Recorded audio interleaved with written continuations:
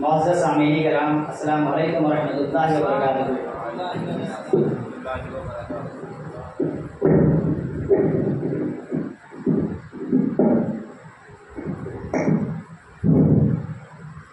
نحمده ونصلي على رسوله الكريم، اما بعد فاعوذ بالله من الشيطان الرجيم، بسم الله الرحمن الرحيم۔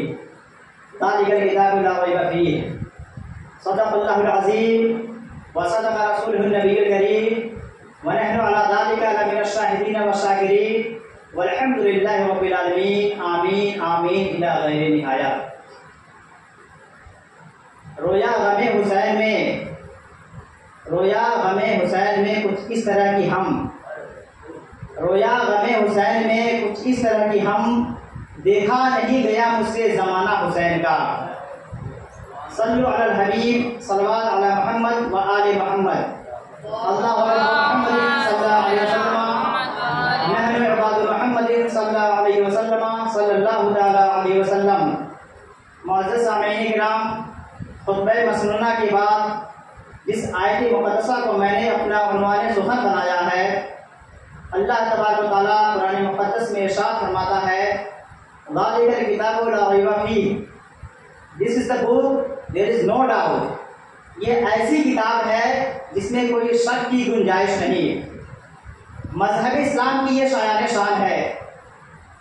مذہب اسلام اور دیگر فرقوں کا اگر ہم جائزہ لیں تو ایک بہت بڑے سائنٹسٹ البرٹ آئنسٹائن کا کہنا ہے کہ science without religion is lame and religion without science is blind. ان کا کہنا ہے کہ اگر کسی مذہب کو سمجھنا چاہتے ہو تو سائنس کو سمجھو، اور اگر سائنس کو تحقیق سے سمجھنا چاہتے ہو تو مذہب کو سمجھو۔ میرے دوستوں اور بزرگوں، مذہب اسلام ایک ایسا تحقیق شدہ ریسرچ ریلیجن ہے کہ جس کے سامنے بڑے بڑے محققین، ریسرچ شودھ کرتاؤں نے اپنے پیشانی ٹیک دیے ہیں اور مذہب اسلام کو قبول کر لیا ہے۔ مذہب اسلام کی شایان شان کے بارے میں جیورج برنارڈ کہتا ہے کہ if any religion had a chance of ruling over England, nay Europe within next 100 years, it would be Islam۔ وہ کہتا ہے کہ 100 سال کے اندر انگلینڈ میں، پورے یورپ میں کوئی مذہب ڈومیننٹ ہونے والا ہے، کوئی مذہب حاوی آنے والا ہے، کوئی مذہب غالب آنے والا ہے، کوئی مذہب حکومت کرنے والا ہے، تو 100 سال کے اندر وہ مذہب اسلام ہوگا۔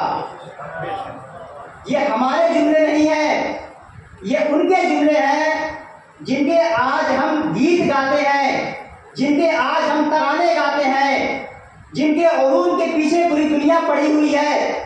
سائنس کو برحق مانتی ہے، لیکن سائنس جب مذہب اسلام کا مطالعہ کرتی ہے تو مذہب اسلام کے سامنے اپنے گھٹنے ٹیک کر لا الہ الا اللہ محمد رسول اللہ صلی اللہ تعالی وسلم پڑھ لیتے ہیں۔ وہ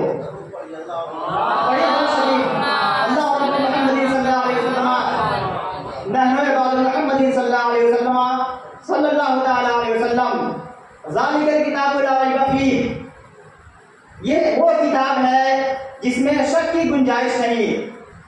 قرآن ایک کتاب ہے، اس کے علاوہ بھی دنیا میں بہت ساری کتابیں ہیں۔ قرآن کے بارے میں اللہ فرماتا ہے کہ ہم نے ہی اسے پیدا کیا اور ہم ہی اس کے محافظ ہیں۔ I have created this book and I am taking the responsibility of protection this book۔ ہم نے اس کتاب کو پیدا کیا اور میں ہی اس کا محافظ ہوں۔ جس چیز کا محافظ خالق خود ہو، اس میں کمی، کوتاہی، ڈیفیکشن، کوئی کوتاہی کس طرح کی ہو سکتی ہے؟ بالکل نہیں ہو سکتی ہے۔ قرآن کو ایک طرف رکھیے، دنیا کی کتابوں کو ایک طرف رکھیے۔ دنیا کی کتابوں میں جو نقص پایا جاتا ہے، اس کا جو کاتب ہوتا ہے، رائٹر ہوتا ہے، لیکھک ہوتا ہے، مصنف ہوتا ہے، اس میں نشاندہی کر دیتا ہے۔ وہ لاسٹ میں تنبیہ کے طور پہ لکھ دیتا ہے کہ اگر میری نظر سے کوئی چیز چھوٹ گئی ہو یا کوئی ایسی چیز ہو جس کو میں نہیں سمجھ پایا ہوں، اگر وہ غلط ہو تو برائے کرم آپ مجھے انفارم کر دیجئے تاکہ نیو ایڈیشن میں اس کا سدھار کیا جا سکے۔ یہ ادب کتابوں کا جائزہ ہے، دیگر کتابوں کا جائزہ ہے، دنیا کی کسی بھی مخلوق کی کتاب کا جائزہ لیں آپ، اس میں یہ کمی، اس میں یہ انسٹرکشن، اس میں یہ نصیحت، لیکن قرآن اس دنیا کی ایک واحد کتاب ہے جس میں اس طرح کے جملے دیکھنے کو نہیں ملتے ہیں۔ مذہب اسلام کے بانی یا کہہ سکتے ہیں منتشر نشر گزار جس طرح محمد صلی اللہ علیہ وسلم کو مانا جاتا ہے، اللہ تبارک و تعالیٰ ارشاد فرماتا ہے،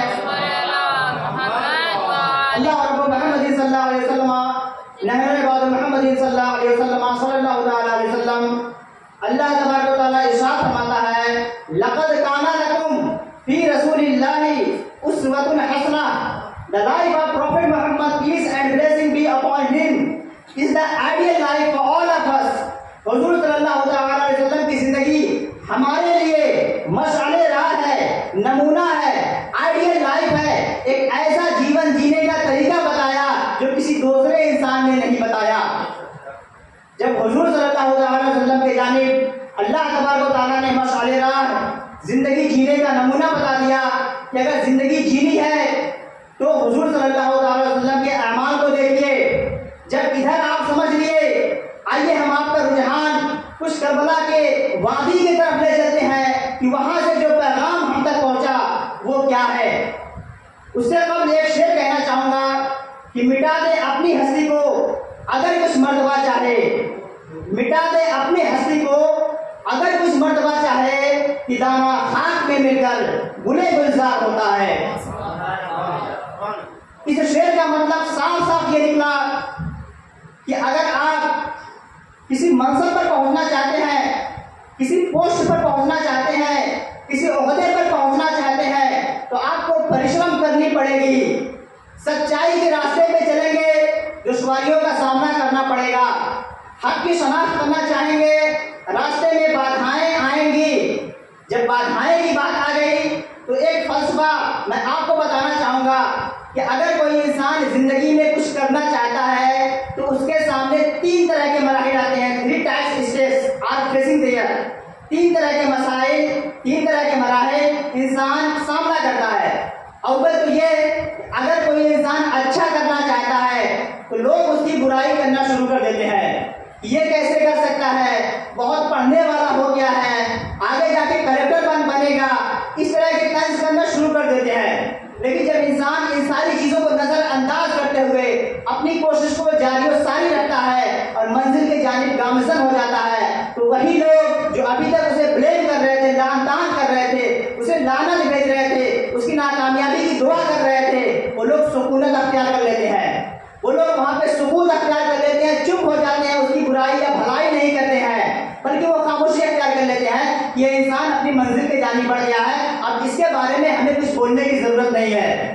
لیکن جب انسان منزل کی جانب بڑھنے کے ساتھ ساتھ منزل مقصود کو پا لیتا ہے، جو وہ بننا چاہتا ہے اسے حاصل کر لیتا ہے، اگر زندگی میں کسی عہدے کو لینا چاہتا ہے وہ عہدہ حاصل کر لیتا ہے، یا کسی سچائی کی تحقیق کے جانب بڑھنا چاہتا ہے، سچائی کا پتہ لگا لیتا ہے، تو لوگ اس وقت اس کی تعریف کرنا شروع کر دیتے ہیں، اس کے گن گانا شروع کر دیتے ہیں، اس کی حقانیت بیان کرنا شروع کر دیتے ہیں۔ یہ تیسرے ٹائپ کے لوگ ہوتے ہیں۔ تو آپ کے بھی زندگی میں، آپ طلاب ہیں، آپ کے بھی زندگی میں یہ مراحل آتے رہتے ہیں اور آپ لوگ بہت خوش نصیب ہیں۔ ایک شعر کہنا چاہوں گا، جہاں ذکر حبیب ہوتا ہے خدا خود بھی قریب ہوتا ہے، جہاں ذکر حبیب ہوتا ہے خدا خود بھی قریب ہوتا ہے، ان کی محفل میں بیٹھنے والا انسان بہت ہی خوش نصیب ہوتا ہے۔ اللہ رب محمد صلی اللہ علیہ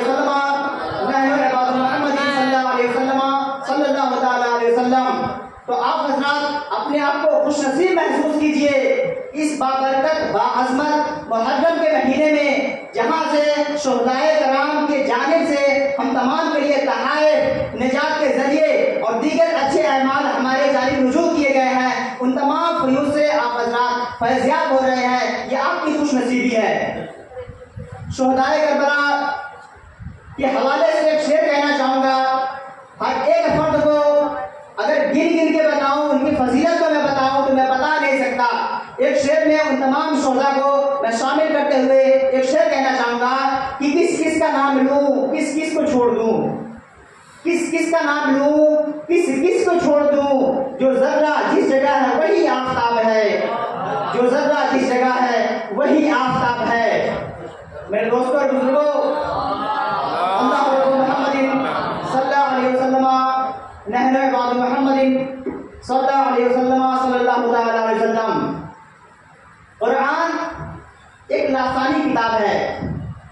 قرآن میں ہمیں ساری چیزیں ملتی ہیں، فرق اتنا ہے کہ ہمیں اسے سمجھ میں آنا چاہیے۔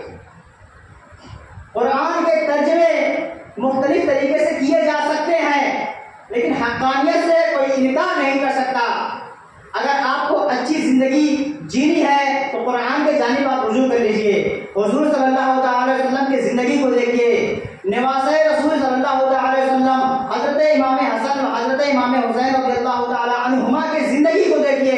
ان کی زندگی کو آپ دیکھیں گے تو آپ کو زندگی جینے کا طریقہ پتہ چل جائے گا، چلنے کا انداز کیا ہونا چاہیے۔ اپنی آنکھوں کو، اپنی نظروں کو جھکا کے چلیں تاکہ بے حرمتی نہ ہو، غیر محرم اگر سامنے سے گزر رہی ہو تو ان پہ نگاہ نہ پڑ جائے۔ ان چیزوں کو آپ شہدائے کربلا سے سیکھ سکتے ہیں، قرآن میں فرمائے گئے احکام سے سیکھ سکتے ہیں، احادیث سے سیکھ سکتے ہیں، حضور صلی اللہ علیہ وسلم کی زندگی سے سیکھ سکتے ہیں، اور شہدائے کربلا کے بتائے ہوئے نقش قدم پہ یا ان کے چلے ہوئے نقش قدم پہ یا ان کے ذریعہ تحریر کردہ ذرائع سے آپ ان چیزوں پہ چل کر کے راہ راست پہ چل سکتے ہیں اور اپنے لیے ذریعہ نجات بنا سکتے ہیں۔ یہ چیزیں ہیں مذہب اسلام۔ مذہب اسلام ایک ایسا مذہب ہے کہ آپ اس میں جتنا ڈوبتے جائیں گے اتنی یہ شیرینی آپ کو ملتی جائے گی، سویٹنس آپ کو ملتا جائے گا، آپ اس میں مستغرق ہوتے جائیں گے اور اس کے جانب آپ بڑھتے چلے جائیں گے، اور لوگوں کو بھی ایون آپ میسج دیتے چلے جائیں گے کہ اس دنیا میں کوئی مذہب ہے، پیارا ہے، دین حق ہے، وہ مذہب اسلام ہے۔ اللہ فرماتا ہے قرآن مقدس میں، لا یکلف اللہ نفسا الا وسعها۔ Almighty Allah does not give overload upon a person who has not the ability to do۔ اللہ تبارک و تعالیٰ کسی انسان پہ اتنا بوجھ نہیں ڈالتا ہے جتنا کہ وہ نہ کر سکے، بلکہ کسی انسان پہ اتنا ہی بوجھ ڈالتا ہے جتنا کہ وہ کر سکے۔ اگر آپ کے سر پہ کوئی مصیبت آ گئی یا اس کو آپ مصیبت سمجھ رہے ہیں، مثلا اگر آپ تعلیم حاصل کر رہے ہیں، 6 گھنٹے پڑھائی کر رہے ہیں اور آپ کو کہہ دیا جائے کہ آپ 8 گھنٹہ پڑھیے، 10 گھنٹہ پڑھیے، تو اللہ تبارک و تعالیٰ نے آپ کے اندر وہ پوٹینشیلٹی دی ہے، وہ شکتی دی ہے، وہ قوت دی ہے، وہ استعداد دیا ہے کہ آپ 8 گھنٹہ 10 گھنٹہ پڑھ سکتے ہیں۔ کیونکہ اگر آپ کو زندگی میں کچھ پڑھنا ہے تو کیپیبلٹی آپ کو ڈیولپ کرنے کی ضرورت ہے، ان چیزوں کو آپ بڑھائیں تاکہ آپ اپنے منزل مقصود تک پہنچ سکتے ہیں۔ تو اللہ کے ذات سے کبھی محروم نہیں ہونا چاہیے، اللہ کے ذات سے امید لگا کے رکھنا چاہیے۔ اللہ جو کرتا ہے وہ آپ کے بھلائی کے لیے کرتا ہے، آپ کے مستقبل کی خیر خواہی کے لیے کرتا ہے، آپ کی اچھائی کے لیے کرتا ہے، تاکہ اس کے ذریعہ آپ کا مستقبل اچھا ہو سکے۔ اب آئیے کربلا کی وادی کے جانب چلتے ہیں، جس تاریخ کو ہم مسلمان کبھی فراموش کر ہی نہیں سکتے، خصوصاً ہم حسین کبھی فراموش کر ہی نہیں سکتے۔ تھوڑا منظر آپ کے سامنے پیش کرنا چاہوں گا کہ کربلا کی وادی ہے، بہت سارے شہداء کو شہید کر دیا گیا اور حضرت امام حسین کو آخر میں شہید کیا گیا۔ اس نقطے کو ذہن میں رکھیے گا کہ انہیں آخر میں کیوں شہید کیا گیا۔ یزیدیوں کا لشکر آتا گیا اور میدان کارزار میں جنگ ہو رہی ہے، چھوٹے چھوٹے بچوں کو شہید کیا جا رہا ہے، کسی کا بازو کاٹا جا رہا ہے، کسی کے جسم سے خون کے قطرے بہے جا رہے ہیں۔ جب یزیدیوں نے حضرت امام حسین رضی اللہ عنہ کی جانب بڑھنا شروع کیا تو حضرت امام حسین نے کہا، اے یزیدیوں، مجھے قتل کرنے میں عجلت مت کرنا، جلدی مت کرنا، ورنہ تمہارا آخرت خراب ہو جائے گا۔ اگر تمہاری تلوار کی پیاس کسی ایک فرد سے نہیں بجھ رہی ہے تو لوگ یہ حضرات ہیں، انہیں شہید کر کے تم اپنی پیاس بجھا دو، کہیں ایسا نہ ہو کہ تم مجھے قتل کر دو، اس کے بعد تمہارا مغفرت نہ ہو سکے کبھی۔ اللہ تبارک و تعالیٰ نے یہ ذہن میں اس کی بات نہیں ڈالی، یزیدیوں کے ذہن میں یہ بات نہیں گھسی۔ اللہ تبارک و تعالیٰ قرآن مقدس میں ارشاد فرماتا ہے، ختم اللہ علی قلوبہم، Almighty Allah has sealed their hearts, has sealed their blood۔ اللہ تبارک و تعالیٰ نے ان کے ذہنوں کو، ان کے قلوب کو کیا کر دیا؟ مہر لگا دی، کچھ چیزیں ان کے ذہن میں گھسی نہیں رہے گی۔ یزیدیوں نے اپنے سوچا کہ اپنے مقصد کو حاصل کر ہی لینا ہے، رکنا نہیں ہے، آج شہید کر ہی دینا ہے، آج امام حسین کا قصہ تمام کر ہی دینا معاذ اللہ، اس ارادے سے وہ آگے بڑھتا ہے۔ اس کے بعد حضرت امام حسین نے کہا کہ اگر تمہارا یہی ارادہ ہے تو لو قاسم کو قتل کر دو، شہید کر دو، حر کو شہید کر دو، عباس کے بازو کو شہید کر دو، ان افراد کو شہید کر کے تم اپنے تلوار کی پیاس بجھا دو، لیکن مجھ تک آنے کی اجرت مت کرنا۔ یزیدیوں نے وہاں تک قیام نہیں کیا، رکا نہیں، بلکہ حضرت امام حسین کی جانب وہ لوگ پڑھنا شروع کر دیا۔ حضرت امام حسین نے دیکھا کہ اب یہ منظر رکنے والا نہیں ہے، وہ لوگ شہید کرتے ہی رہیں گے۔ حضرت امام حسین رضی اللہ تعالیٰ عنہ خیمے کی طرف آتے ہیں اور حضور صلی اللہ علیہ وسلم کا امامہ اپنے سر پہ رکھتے ہیں، دلدل پہ بیٹھ کے میدان کارزار کے جانب چلنے لگتے ہیں۔ میدان کارزار کے جانب سے پڑھنا شروع کر دیا۔ یزیدیوں نے دیکھا یہ شخص بہت ہی آب و تاب کے ساتھ آ رہا ہے، اور میدان کارزار میں پہنچنے کے بعد حضرت امام حسین نے یزیدیوں کو گاجر مولی کی طرح کاٹنا شروع کر دیا، کاٹنا اس طرح شروع کر دیا کہ سارے یزیدی پریشان ہو گئے تھے، یہ فرد کون ہے، اتنی شکتی اتنی قوت کہاں سے اس کے اندر آ گئی۔ یزیدی پریشان ہو گئے کہ اس کو روکا جائے، کہیں ایسا نہ ہو کہ ہم تمام یزیدیوں کا خاتمہ کر دے اور ایک تاریخ ایسی ہو جائے کہ ایک فرد نے ہزاروں کے لشکر کو قتل کر دیا اور انہیں شکست دے دی۔ یزیدی اس خوف میں پڑے ہوئے تھے، لیکن تھوڑی دیر کے بعد حضرت امام حسین کی وہ تلوار جھک جاتی ہے۔ تلوار کس وجہ سے رکتی ہے؟ انہیں اس چیز کا خوف نہیں تھا کہ ہمارے جسموں پر تیر کے نیزے لگے ہوئے ہیں، یا ہمارے اہل بیت کو قتل کر دیا گیا، یا پیاس کی وجہ سے، بھوک کی وجہ سے، اس وجہ سے ان کی تلوار نہیں رکی تو اللہ کی عبادت کے لیے، نماز کے لیے، نماز کا وقت ہوا ان کی تلوار رک گئی۔ جیسے ان کی تلوار رکی، سارے یزیدی چاروں طرف سے حضرت امام حسین کو گھیر لیتے ہیں۔ گھیرنے کے بعد حضرت امام حسین زمین پر اترتے ہیں، ان کے جسم اقدس سے خون کے قطرے ٹپک رہے تھے۔ یہ منظر بیان کرنا بہت آسان ہے، لیکن محسوس کریں گے تو آپ کے آنکھوں میں آنسو آ جائیں گے۔ یہ منظر اتنا کہہ سکتے ہیں کہ برداشت کرنے کے لائق نہیں ہے، لیکن یہ منظر ان لوگوں نے دیکھا اور اس وقت کو وقت غنیمت سمجھا۔ حضرت امام حسین نماز کے لیے جاتے ہیں۔ نماز کی حالت میں یزیدیوں نے سمجھا کہ یہ ہمارے لیے بہت اچھا لمحہ ہے، آؤ حسین کا قصہ تمام کر دیا جائے معاذ اللہ۔ اس ارادے سے وہ آگے بڑھتے ہیں اور حضرت امام حسین کے سر کو جسم سے معاذ اللہ الگ کر دیتے ہیں۔ انا للہ و انا الیہ راجعون۔ یہ منظر آسمان دنگ رہ گیا اس منظر کو دیکھ کر کے۔ حضور صلی اللہ علیہ وسلم نے کعبہ شریف کو ایک بار چوما، دنیا انہیں قیامت تک چومتی رہے گی، اور حضرت امام حسین کو حضور صلی اللہ علیہ وسلم بارہا بوسہ دیا کرتے تھے۔ جس گردن کو، جس پیشانی کو حضور صلی اللہ علیہ وسلم بارہا بوسہ دیا کرتے تھے، وہ سر جسم سے جدا ہو گیا۔ تو بتائیے حضور صلی اللہ علیہ وسلم کو کتنی تکلیف ہوئی ہوگی، حضرت فاطمہ الزہرا رضی اللہ تعالیٰ عنہا کو کتنی تکلیف ہوئی ہوگی۔ اس کے بعد یزیدیوں نے یہ قصہ یہیں تک تمام نہیں کیا، ختم نہیں کیا، روکا نہیں، بلکہ اور بھی بہت سارے ایسے حرکات کیے نازیبا کہ ان کے سر مبارک کو نیزے پہ رکھ کر کے آسمان میں بلند کر رہے تھے۔ وہاں سے صدا آتی ہے کہ اے لوگوں دیکھو، حسین کا سر جسم سے جدا ہو گیا ہے، لیکن پھر بھی قاتل کا سر نیچا ہے، مقتول کا سر بلند ہے۔ یہ ہمارے لیے، آپ کے لیے عبرت ناک ہے کہ میدان کربلا میں جو واقعہ ہوا وہ بہت ہی پرفتن رہا۔ دوران قتل و غارت حضرت امام حسین نے کہا کہ دیگر افراد کو اگر تم قتل کر رہے ہو تو یہ قتل مومن ہے، اور قتل مومن شدید گناہ ہے، پھر بھی اگر تم مجھے قتل کرنے سے رک جاتے ہو تو میں اپنے نانا جان سے کہہ کر کے، سفارش کروا کر کے تمہاری مغفرت کروا دوں گا، لیکن اگر تم مجھے قتل کر دیے تو میرا قتل قتل دین ہے، اور قاتل دین کی مغفرت نہیں ہوتی ہے، لہذا تمہاری مغفرت نہیں ہو سکتی ہے۔ یہ منظر بہت ہی افسوسناک، المناک، خوف زدہ رہا، اور وہیں سے یزیدیوں کا خاتمہ ہونا شروع ہو گیا، اور ان کے لیے کوئی بخشش کا ذریعہ نہیں ہے۔ اللہ تبارک و تعالیٰ کی بارگاہ میں دعا ہے کہ شہدائے کربلا کے صدقے فیل حضرت علی رضی اللہ تعالیٰ عنہ، حضور صلی اللہ تعالیٰ علیہ وسلم اور تمام شہداء کے صدقے فیل ہم تمام مرحومین مسلمین و مسلمات کی مغفرت فرمائے اور جائز کام کرنے کی توفیق و رفیق عطا فرمائے۔ استغفر اللہ ربی من کل ذنب واتوب الیہ، وآخر دعوانا ان الحمد للہ رب العالمین۔ السلام علیکم۔